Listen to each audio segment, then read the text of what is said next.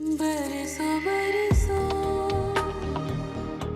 खाली ने जाके अपने बाप से पूछना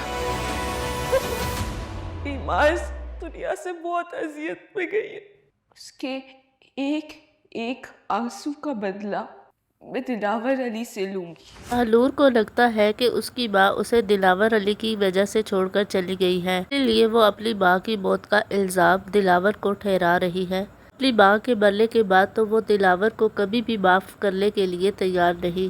वहाँ पर दूसरी तरफ जब से महविश को अपनी माँ के बारे में पता चला है, से ही वो घर से भी गायब है।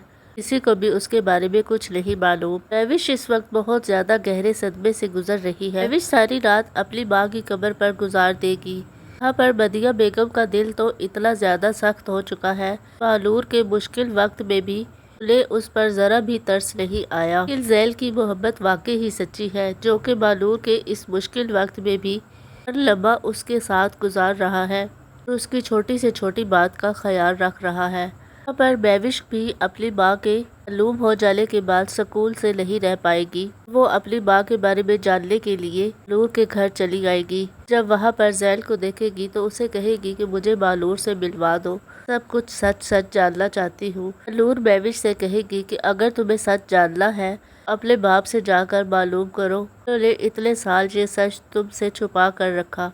ये बात भी याद रखना कि मैं अपनी माँ के हर आंसू का बदला दिलावर अली से लेकर रहूंगी, कि मेरी माँ ने उनकी वजह से बहुत ज़्यादा आंसू बहाए हैं। महविश अब सारी हकीकत जानने के लिए अपने बाप के पास जाएगी और उनसे पता करेगी आखिर आपने मुझसे मेरी माँ से छीन कर पराई औरत के हवाले मुझे क्यों किया। दिलावर अली के पास पहले तो महविश के सवालों का कोई जवाब नहीं होगा, लेकिन फिर वो महविश के सवालों का जवाब देने पर मजबूर हो जाएंगे। महविश इस सच के लिए अपने बाप को अब कभी माफ नहीं करेगी।